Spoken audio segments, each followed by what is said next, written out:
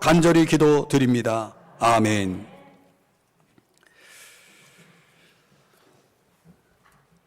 오늘 이 본문의 말씀을 중심으로 해서 믿음으로 아브라함이라는 제목으로 하나님의 은혜를 함께 나누기 원합니다. 아브라함은 우리가 잘 아는 대로 믿음의 사람입니다.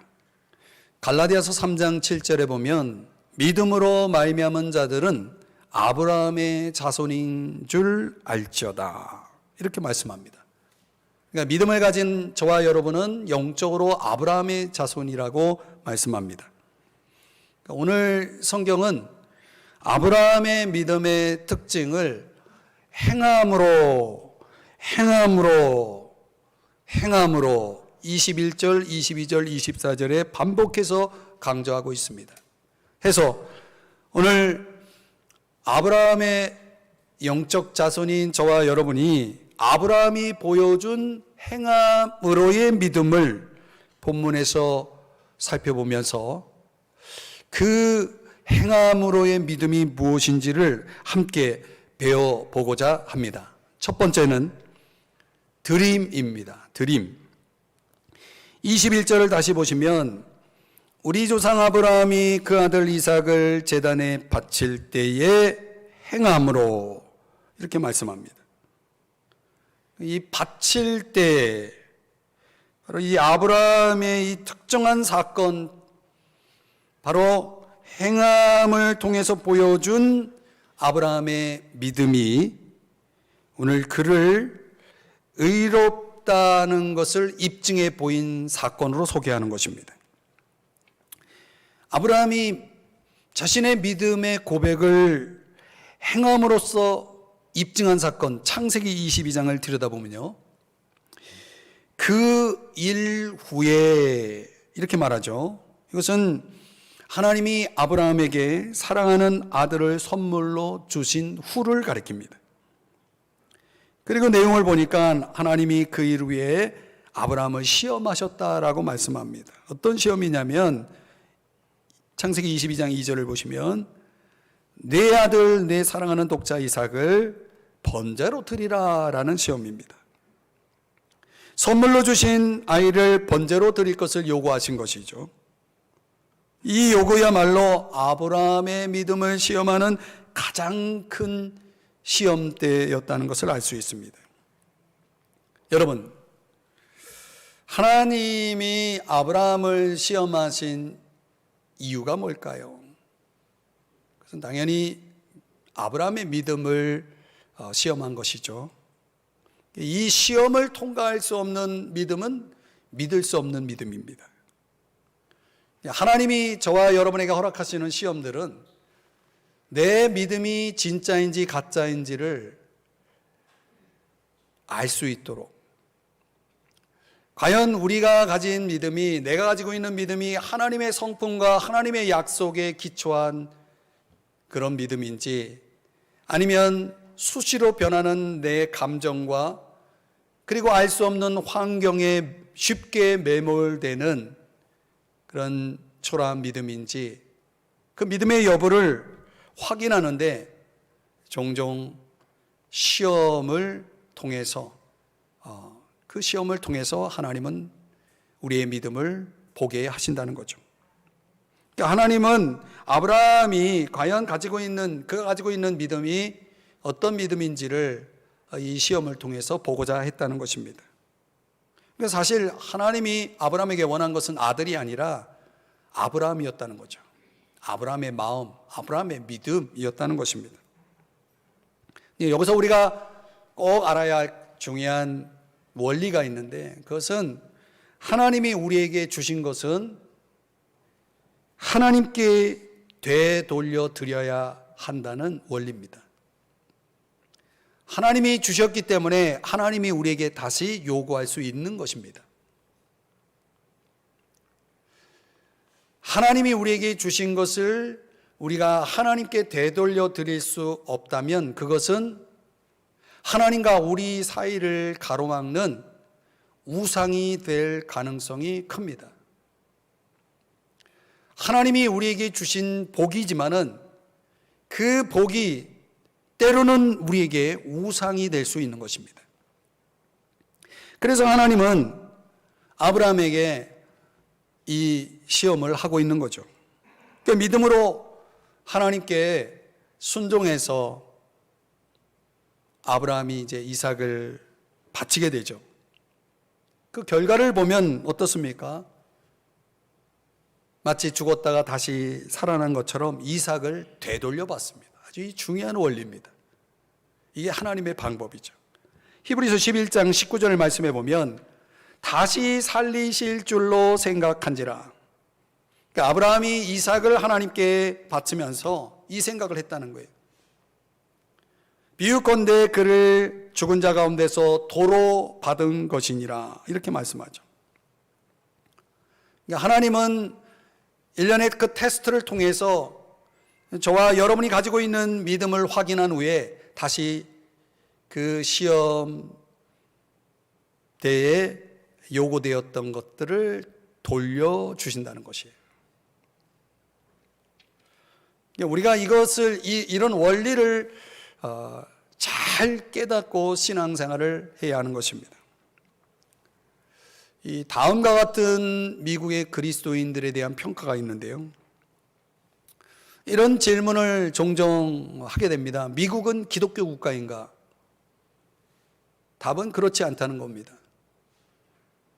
미국은 기독교 국가는 정반대의 국가라는 거예요. 그것을 반증하는 이유를 들기를, 이 세계 많은 사람들이 미국이 매력적인 이유를 들을 때 미국 교회가 가지고 있는 영성과 복음에 대한 매력이 아니라 미국이라는 국가가 가지고 있는 물질주의였다라는 것을 조사를 통해서 보게 된 겁니다. 그러니까 사람들이 미국에 대한 부러움을 가지고 있는 이유는 미국 교회가 미국이 가지고 있는 그 복음, 영성이 아니라 물질주의였다는 거예요. 당연히 미국은 그런 차원에서 미국의 매력이 물질주의라면 미국은 기독교 국가라고 말할 수 없다는 것입니다. 여러분, 저는 이 평가를 생각하면서 우리에게도 적용이 될 수 있겠구나. 우리가 하나님 앞에서 정말 올바른 믿음으로 살아가지 못하게 가장 방해하는 것이 무엇일까? 저는 그것이 물질주의라고 봅니다. 드림의 삶을 살지 못하게 가장 방해하는 것이 물질주의라는 거죠. 하나님이 그 물질주의와 대항하여 하나님이 우리의 인생 속에 가장 높은 자리에 차지하고 있다라고 하는, 가장 최우선이 된다라고 하는 사실을 하나님은 보고 싶어 한다는 거예요. 그래서 때때로 하나님은 우리에게 무엇을 요구하신다는 거죠. 우리에게 믿음이 있다면 우리는 당연히 그 믿음을 통해서 우리는 증명할 수 있어야 됩니다. 그러니까 하나님이 우리에게 가장 소중한 것을 드리기를 원하신다는 거예요. 그 소중한 것이 필요해서가 아니라 그 소중한 걸 드림을 통해서 하나님은 저와 여러분의 믿음을 확인해 보고 싶다는 것입니다. 여러분에게 가장 소중한 게 뭐라고 생각하십니까? 물질입니까? 재물입니까? 하나님은 그 이상의 드림을 원하세요. 로마서 12장 1절의 말씀에 보면 모두를 하나님께 제물로 드리라 그랬어요. 그러니까 우리의 매일 이루어지는 일상, 잠자는 거, 먹는 거, 일하러 가는 것, 걸어 다니는 것조차 그 모든 것을 하나님께 제물로 드리라. 그러니까 하나님이 원하시는 게 뭐냐면 우리 자신이고 우리의 삶 전체라는 것입니다. 그 삶 전체를 드리는 것이 우리가 하나님 앞에 드려야 될 진정한 예배고, 우리의 삶 전체가 하나님 앞에 드려질 수 있다는 것은 우리가 그분과의 사랑에 빠져 있다는 증거이고, 우리의 삶이 주님을 위해서 하는 모든 것들이 참된 예배라고 말씀하시는 것입니다. 이 진정한 예배를 위해서 저와 여러분에게 필요한 것이 여백입니다. 여백, 삶의 여백. 아주 계획되고도 확실히 확보된 시간의 여백이 필요하다는 것입니다. 예컨대 여러분 몸이 아프면 병원에 가죠. 병원에 당연히 가겠죠.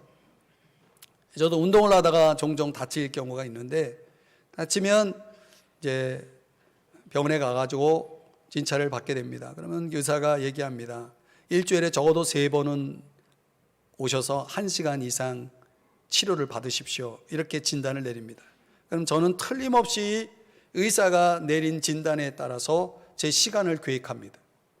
그래서 일주일에 의사가 말한 대로 3번 치료를 받기 위해서 1시간, 일주일에 그러니까 3시간이죠. 3시간을 반드시 확보해서 치료를 받습니다.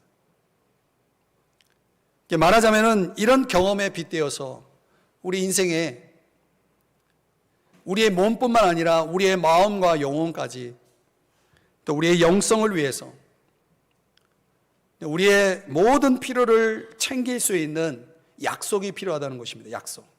그것은 하나님이 저와 여러분에게 요구하시면 아멘으로 반응할 수 있는 준비이기도 합니다. 그러니까 우리의 삶이 주님 앞에 드릴 수 없을 만큼 여유가 없는 인생을 살고 있다면 그처럼 끔찍하고도 불행한 일은 없는 것입니다. 왜냐하면 전도자 솔로몬이 말한 것처럼 그런 인생은 헛되고 헛되기 때문에 그렇습니다. 시편 기자가 이렇게 말씀하고 있습니다. 다 같이 한번 읽어볼까요? 시작. 너희는 가만히 있어 내가 하나님됨을 알지어다. 아멘. 여러분, 우리 인생은 무엇을 하는 데 달려 있지 않다는 걸 아셔야 됩니다. 여러분이 열심히 무엇을 해도 그것이 여러분의 인생을 만족스럽게 만들어갈 수가 없습니다. 그런 걸 경험하지 않습니까, 여러분? 우리가 무엇을 하는 것보다 더 중요한 것은 하나님 앞에서 가만히 있는 것입니다. 하나님 앞에서 가만히 있어 조용함과 집중함을 배우는 것입니다. 그래서 하나님의 하나님됨을 아는 것입니다. 거기에 우리의 창조적 인생, 위대한 인생이 창출되는 것이죠. 그러니까 우리를 즐거이 그분께 드리는 것만큼 우리가 믿음이 있다라고 말하는, 그래서 그 믿음으로 행하고 있다라고 하는 것을 보여주는 그 최고의 행위는 없는 것입니다. 하나님 앞에 우리 자신을 드리는 것, 그 최고의 드림이죠. 최고의 믿음이죠. 저와 여러분이 믿음을 가지고 살아가면서 하나님이 무엇을 요구하실 때 기꺼이 즐거이 드릴 수 있는 믿음을 가지고 사시기를 주의 이름으로 축복합니다. 그것만이 복으로 다시 되돌려 받을 수 있는 유일한 길이라는 사실을 잊지 마십시오. 두 번째로, 오늘 이 아브라함의 그 행함의 믿음으로 나타나는 두 번째 특징, 우리가 배워야 될 그 행함의 믿음이라는 것은 온전하게 되는 것입니다. 자, 오늘 본문의 말씀 속에 22절을 한번 다 같이 읽어보겠습니다. 시작. 내가 보거니와 믿음이 그의 행함과 함께 일하고 행함으로 믿음이 온전하게 되었느니라. 아멘. 여러분, 우리가 믿음을 가지면 그 믿음의 결과라는 것이 단순히 성공하고 건강하게 되고 인기와 명성을 얻고 경제적인 축복을 얻는다라는 것이 아니라는 사실을 좀 알 필요가 있습니다. 우리가 믿음을 가진 결과로서 그 믿음이 우리가 가진 것에 의해서, 우리가 소유하는 것에 의해서가 아니라 우리의 행동과 성품에 의해서 측정된다는 사실을 기억하셔야 됩니다. 그래서 오늘 본문의 말씀의 구조를 보면 믿음은 행함을 일으킨다는 것입니다. 다시 말하면 믿음은 우리를 무언가를 행하도록 돕는다는 것입니다. 그리고 그 무엇을 행함을 통해서 우리의 믿음은 어떻게 됩니까? 성장하게 된다. 오늘 본문에서는 온전하게 되었다라고 말씀하고 있습니다. 그러니까 아브라함의 행함이 그의 믿음을 계속해서 성숙시켰다는 것입니다. 그러니까 내가 뭔가를 행할 때에, 믿음으로 행할 때 그 행함은 내 믿음이 더 온전하게 성숙하게 되도록 만들어준다는 것입니다. 온전하다라고 하는 이 텔레이오라고 하는 동사는 평생에 걸쳐서 자란다라는 뜻을 가지고 있습니다. 그러니까 우리는 계속해서 믿음으로 무엇을 행하고 그 행함을 통해서 우리는 평생에 걸쳐서 내 믿음이 더욱더 온전하게 되어지는 것입니다. 그 사례가 아브라함이 보여주고 있는 내용인데요. 창세기 15장에 보면 어느 날 하나님이 아브라함에게 밤에 별을 보여주시면서 너의 자손이 이와 같이 될 것이라고 약속하십니다. 이게 도저히 이루어질 수 없는 일을 약속하신 것입니다. 자손이 하나도 없는 아브라함에게 수많은 자손을 약속하셨을 때 아브라함은 그 약속을 믿었다라고 말하고 있습니다. 로마서 4장 말씀에 의하면 하나님의 약속을 의심하지 않았다라고 말하고 있습니다. 하나님이 그에게 주신 그 약속을 그대로 믿었고 21절에 보면 그것이 능히 이루어질 것이라는 확신도 가졌다는 것을 말씀하고 있습니다. 그런데 그런 아주 확실한 아무런 의심이 없는 믿음을 가졌던 아브라함이 세월이 흐르면서 조바심이 생겼어요. 도대체 그 수많은 자손은 어떻게 나에게 주어진다는 것이지? 나는 지금 당장 자식이 하나도 없는데. 이런 조바심이 생기면서 스트레스를 받기 시작합니다. 압박을 받기 시작합니다. 이런 마음에 조바심이 생기면 스트레스가 생겨요. 그 스트레스를 이겨내지 못하면 이제 뭔가 다른 행동을 하기 시작하죠. 아브라함이 그랬어요. 그러니까 그 조바심과 압박을 견디지 못해가지고 그는 믿음에서 벗어나서 인간적인 방법으로 자손을 만들기 시작합니다. 그래서 나온 첫 작품이 이스마엘이라는 아들입니다. 하나님이 전혀 생각하지 않았던 하나님의 계획 속에 없는 이스마엘이 나온 것이죠. 믿음의 삶이라는 것은 책략이 없는 삶이거든요. 인간적인 꾀를 사용하지 않는 삶이거든요. 근데 종종 우리는 믿음으로 산다면서도 그런 삶을 보일 때가 있습니다. 그러니까 아브라함은 그런 유혹을 단호하게 거부하지 못했어요. 결국은 죄에 빠지고 맙니다. 여러분, 우리가 여기서 배워야 할 중요한 교훈은 뭐냐면 하나님을 기다리는 것만큼 우리의 믿음이 성장하는 데 중요한 것이 없다는 것입니다. 그러니까 하나님 우리의 믿음을 성장시키기 위해서 종종 뭔가를 기다리게 하신다는 사실입니다. 저는 이것을 아주 뼈저리게 경험하고 있는 사람입니다. 뭔가를 계속 기다리게 하십니다. 그런데 그 기다림에 지쳐서 내가 그냥 하나님보다 앞서서 뭔가를 했을 때 틀림없이 문제가 생기고 맙니다. 그 하나님이 우리를 위해서 예비하신 아주 좋은 복을 내가 상실하고 마는 것이죠. 이런 일들이 우리의 일상 속에 많이 벌어집니다. 알게 모르게 말이죠. 그런 일을 경험하고 또 시간이 흘러서 아브라함이 드디어 하나님이 약속하신 아들 이삭을 얻게 되는데 이삭이 태어난 지 얼마 되지 않아서 약속된 그 유일한 자손 이삭을 번제로 드리라는 그런 요구를 하나님이 하십니다. 그런데요, 그런 요구를 받고 아브라함이 한 점 의심의 그늘이 없이 그대로 따릅니다. 창세기 22장 5절에 보면 이에 아브라함이 종들에게 이르되 너희는 나귀와 함께 여기서 기다리라.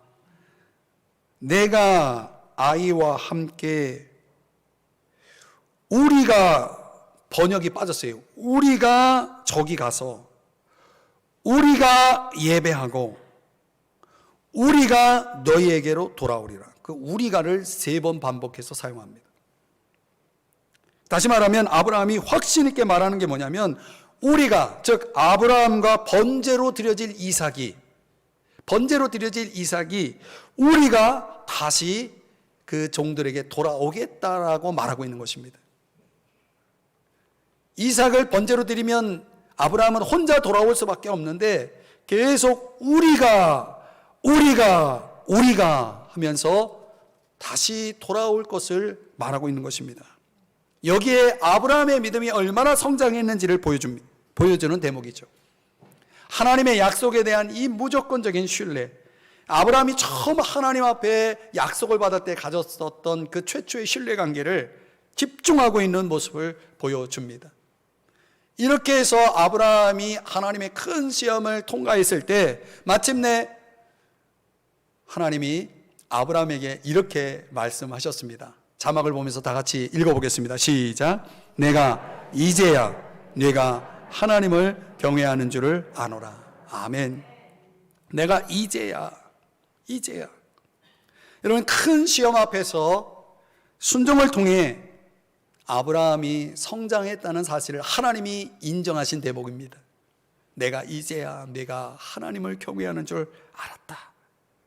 여러분, 마찬가지로 하나님께서 지금의 저와 여러분의 믿음을 보시면서, 오늘의 믿음을 보면서 아마도 하나님은 이렇게 말씀하실 겁니다. 여기까지는 참 좋구나. 모든 것이 제대로 된 것 같구나.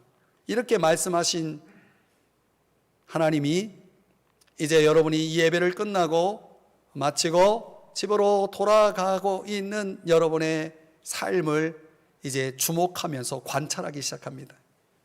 여기까지는 참 좋았다. 그런데 너희들이 이제 그 믿음을 가지고 어떻게 사는지를 내가 한번 지켜보겠다는 거예요.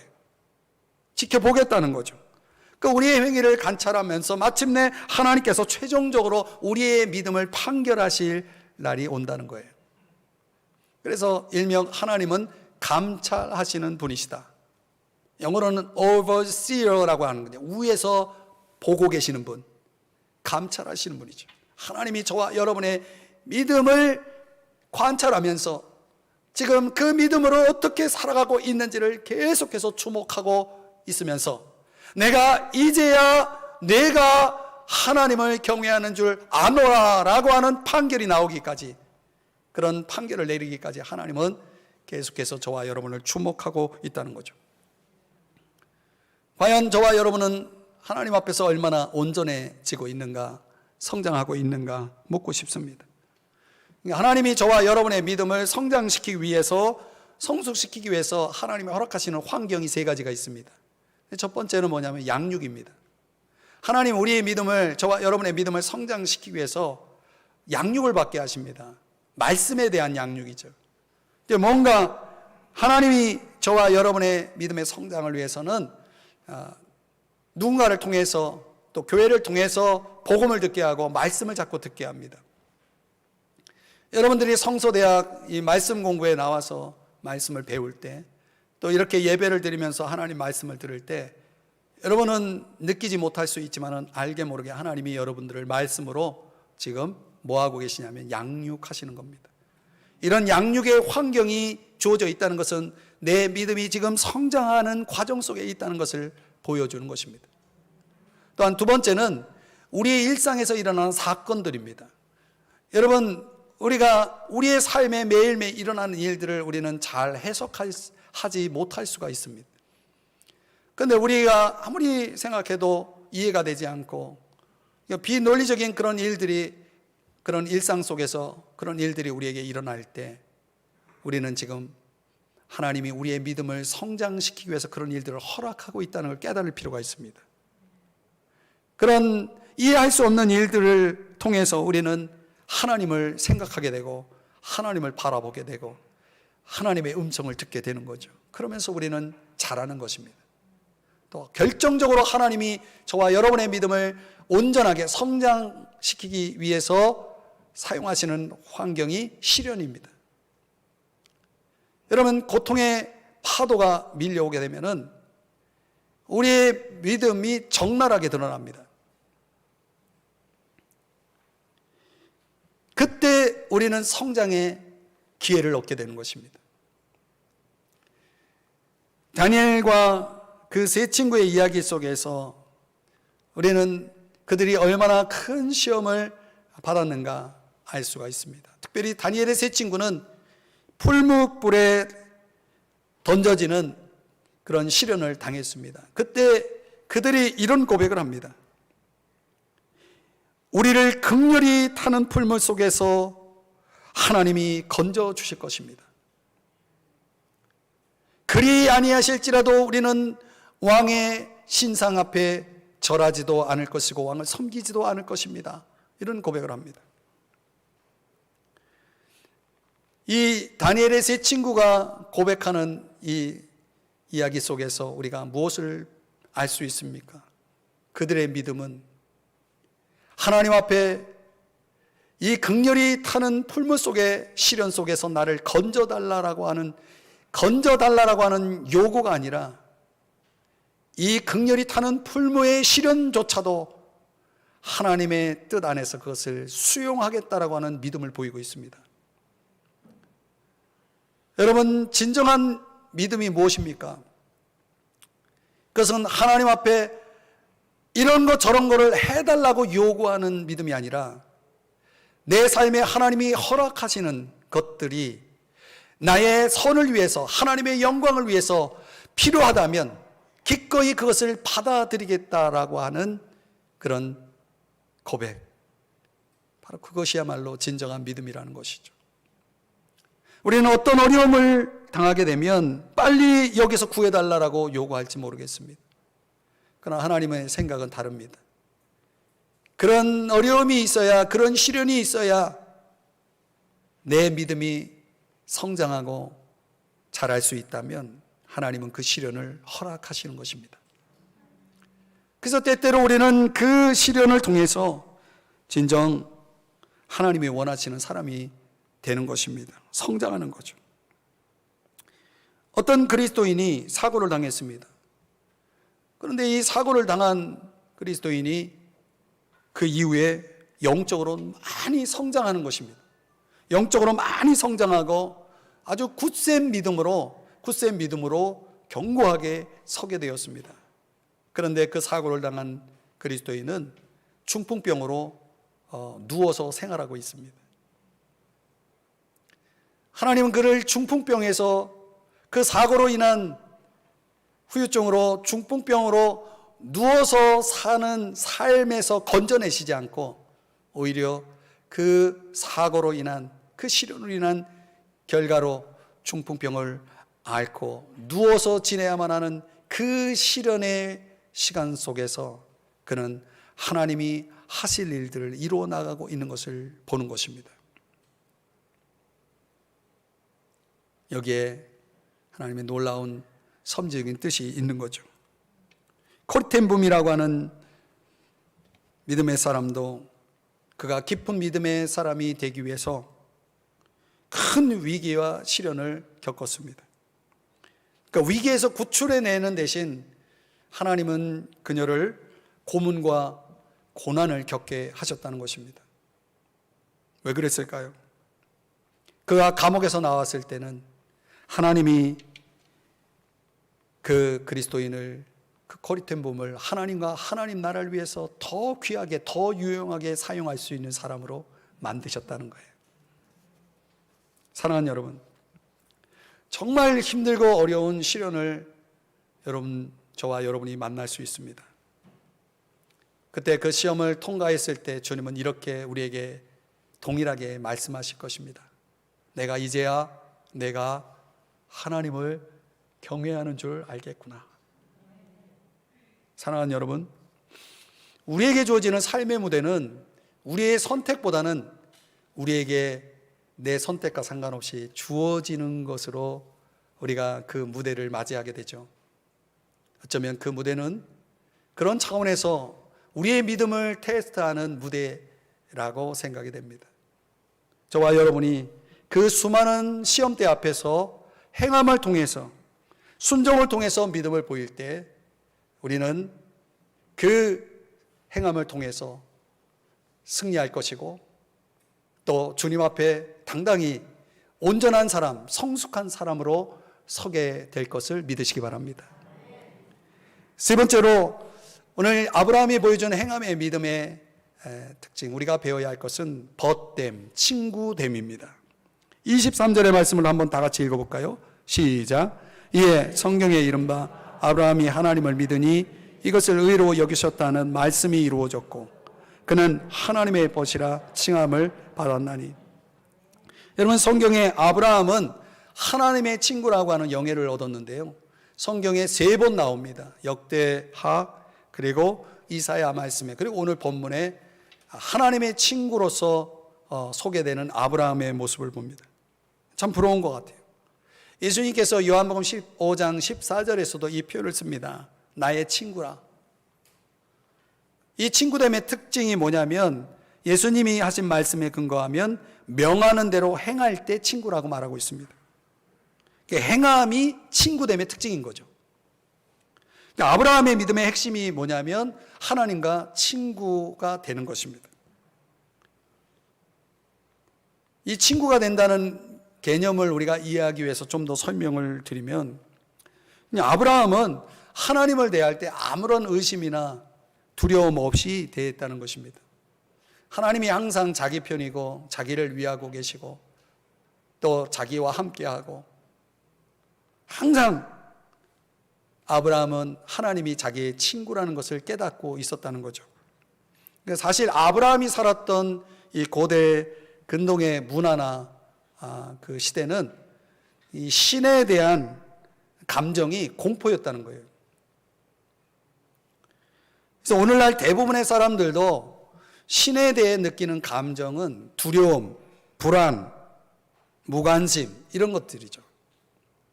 그래서 이런 것들이 왜 일어나냐면, 우리의 삶에는 암이나 사고, 우리가 전혀 예측할 수 없고 통제할 수 없는 일들이 우리 인생 속에 일어나기 때문에 그 일로 인해서 저와 여러분에게 뭐가 생기냐면 두려움이라는 게 생기는 거죠.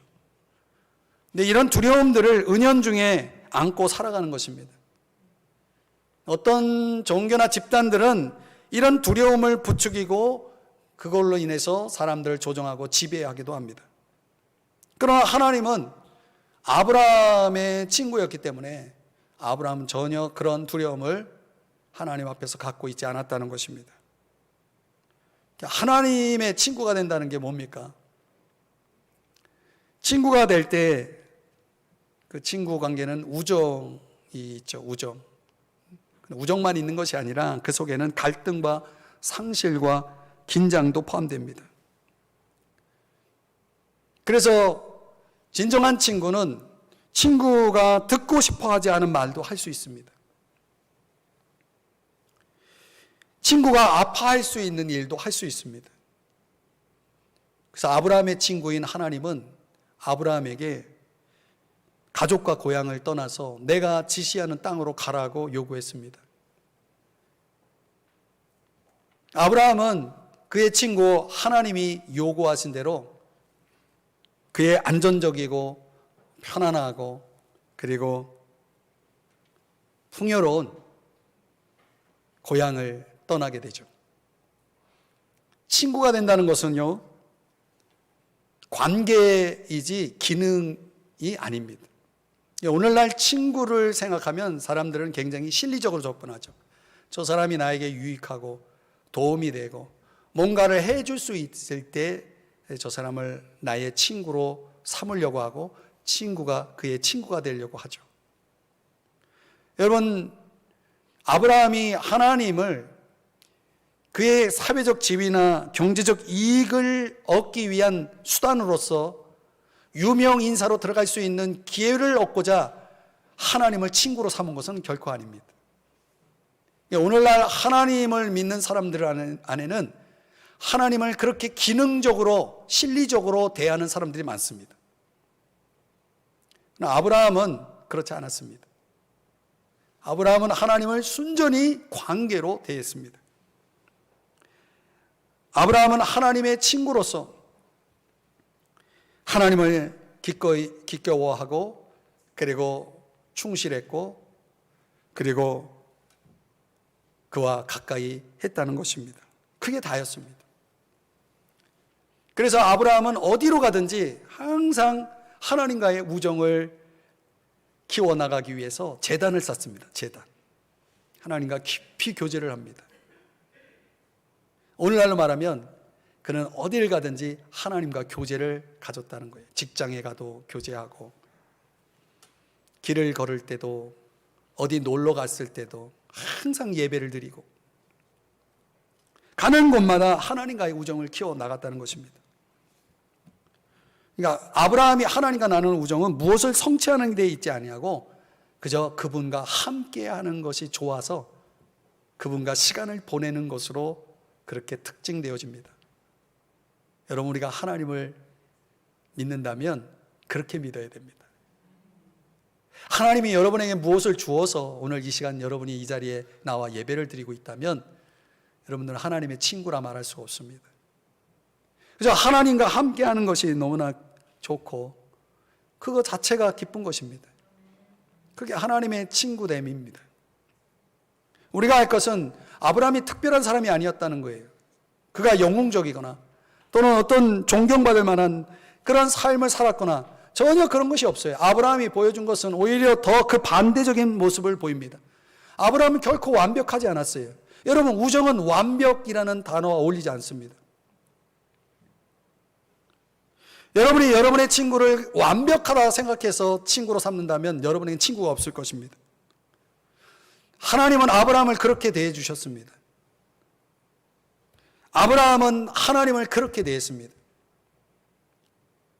그러니까 삶의 중심으로 삼고 그저 하나님을 믿고 따르고 순종하고 기도하고 제단을 쌓았지만 결코 그는 하나님 앞에서 완벽하게 살지 못했습니다. 그러나 중요한 것은 그들은 하나님과 아브라함은 우정을 나누는 친구 관계였다는 것입니다. 우리 시대가 무엇을 성취함에 따라 사람을 평가하는 그런 시대를 살다 보니 이런 우정을 갖기란 참 쉽지 않은 것 같습니다. 아브라함은 우리 시대로 말하면 무명의 사람이죠. 그럼에도 불구하고 하나님은 아브라함을 친구로 삼아주셨고 아브라함 역시 하나님을 친구로 대하면서 가까이 했다는 것이죠. 오늘 저와 여러분에게 그런 기회가 주어져 있다는 것입니다. 예수님께서 요한복음 15장 15절에서 이제부터는 하면서 내가 너희를 친구라고 부르겠다라고 말했습니다. 영어 성경에 보면 내가 너희를 이미 친구들이라고 불렀다. 이미 완료형이죠. 그렇다면 여러분에게 묻고 싶습니다. 여러분은 주님과 친밀한 우정을 어떻게 나누고 계시는지요? 야고보서 2장 24절의 말씀에 보면 믿음은 그 믿음의 진실성을 보여주는 행함과 함께 온다라고 말하고 있습니다. 우리의 삶에 이런 하나님과의 뜨거운 우정이 표현되지 않는다면 하나님과 함께하는 것이 즐겁고 그분과 늘 시간을 보내고 어딜 가든지 그분과 교제하고 그분을 가까이 알 수 있는 이런 진정한 친구로서의 우정이 표현되지 않는다면 과연 그런 모습을, 그런 행함을 우리는 믿음이 있다라고 말할 수 없는 것입니다. 이제 말씀을 적용해 보겠습니다. 새 돛대가 달린 배가 있는데 바람을 잔뜩 맞으면서 푸른 바다 위를 항해하는 그런 모습을 그린 그림이 있습니다. 그리고 그 그림 밑에는 이런 글이 적혀 있습니다. 바람은 똑같이 부는데 어떤 배는 동쪽으로 항해하고 어떤 배는 서쪽으로 항해한다. 어디를 갈지를 정하는 것은 돌풍이 아니라 항해의 방향이다. 그렇습니다, 여러분. 우리 인생의 배가 어디로 갈지는 방향의 문제이고 선택의 문제인 거죠. 여러분은 오늘 이 아브라함이 행함의 믿음으로 그가 그의 인생을 항해하면서 어떤 방향을 향해 가고 있었는지를 보았습니다. 그러나 행함으로 그의 삶을 하나님 앞에 온전히 순종하면서 믿음의 길을, 그 믿음의 방향을 계속 걸어갔다는 것을 보여줍니다. 드림을 통해서, 온전하게 됨을 통해서, 벗됨을 통해서 그는 그 믿음의 방향을 향해서 계속 걸어갔던 것이죠. 우리도 그 길을 따라가야 하지 않겠습니까? 여러분의 인생의 배는 어디를 향하고 있나요? 묻고 싶습니다. 오늘 성경이 저와 여러분에게 또한 질문하고 있습니다. 우리 모두가 오늘 이 예배를 통해서 이런 결단을 할 수 있으면 좋겠습니다. 오직 한 길, 믿음으로 행함으로 아브라함이 향하여 갔던 그 방향, 그 믿음의 방향을 오로지 그 방향을 향해서만 걸어가겠다라고 이 시간 결단하지 않겠습니까? 여러분의 인생이 그리 된다면 주님이 동행하실 것이고요, 주님이 여러분의 인생을 책임져 주실 것입니다. 여러분은 승리하실 것입니다. 여러분은 성장할 것입니다. 여러분은 하나님 앞에 믿음의 사람이라고 칭함을 받을 것입니다. 기도하겠습니다. 사랑하시는 주님, 우리에게 주어진 이 말씀을 우리에게